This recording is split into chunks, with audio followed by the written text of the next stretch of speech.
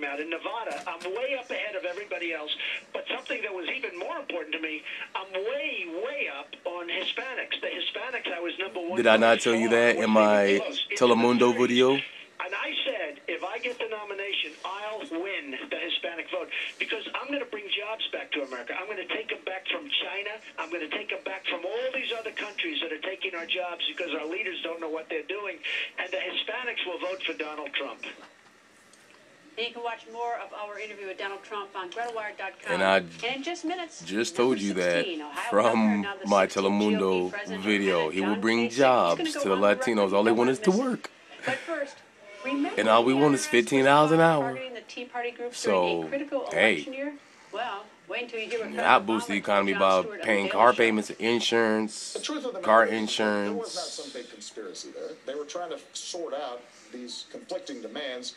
You don't want groceries, gas, tires, oil. Want to make sure that everybody's being treated fairly. Now, the real scandal around the IRS right now is that it has been so poorly funded that they can't go after these. But that's they cannot go after these folks who are deliberately avoiding tax payments. Really? Well, maybe President Obama should be watching on the record.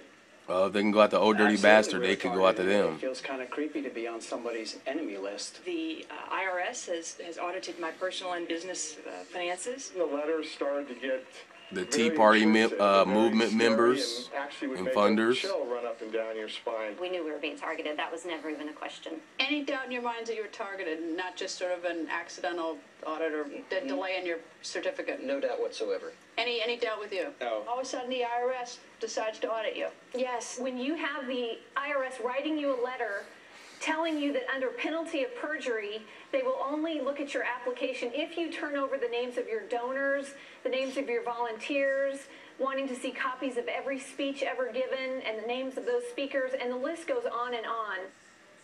And you heard President Obama. You also heard from conservatives who said they were targeted. So what do you think? Do you think the IRS targeted conservatives? Vote by tweeting yes or no using hashtag Greta, and your votes will appear on the bottom of your screen.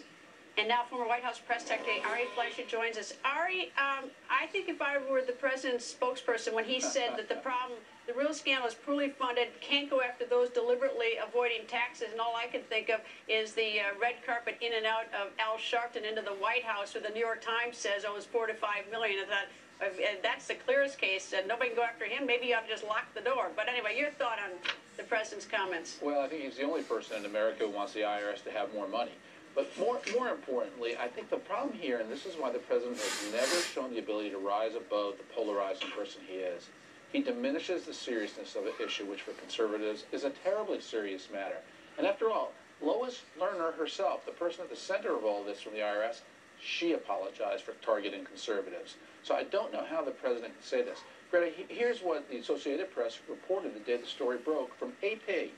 The IRS apologized Friday for what it acknowledged was inappropriate targeting of conservative political groups during the 2012 election.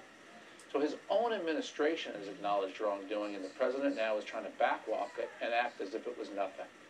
Well, in the next 2 weeks, we're going to get a report on the Senate Finance Committee. It has a bipartisan committee with Senator Orrin Hatch and Senator Wyden, and they're going to release their report on this targeting. But, let's not forget that the IRS improperly destroyed 422 backup tapes containing 1,300 to 24,000 emails to and from Lois Lerner, and they did that 81%, 9 yes. months after the IRS received targeted congressional order to protect such evidence. And where's the president's outrage here? Why isn't the president saying that his administration not only inappropriately targeted and the IRS was right to apologize, but then where's his outrage at how the IRS has mishandled this and destroyed evidence, destroyed information, and not cooperated?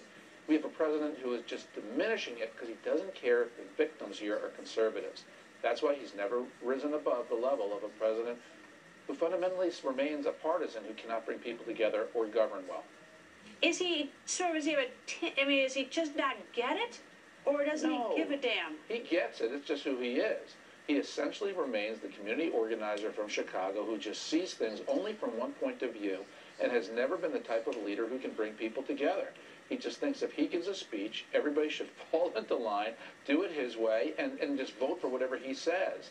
He lacks the ability to work with others and to see it from other people's points of view, unless it's Iran. Then he can see it from their point of view. But this is a case where he just diminishes conservatives because he doesn't like them.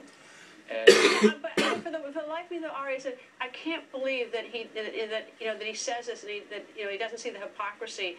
Even that I gave the remark, the snarky remark about Al Sharpton, but he says to Jon Stewart that he wants more money to go after the people who are avoiding taxes, and yet, I mean, it's the most unbelievable story the way Sharpton's in and out of that White House. that's right. I guess the president hasn't addressed that with Al Sharpton. I guess not. Anyway, Ari, always nice to talk to you. Thank you. Thank you, Greta.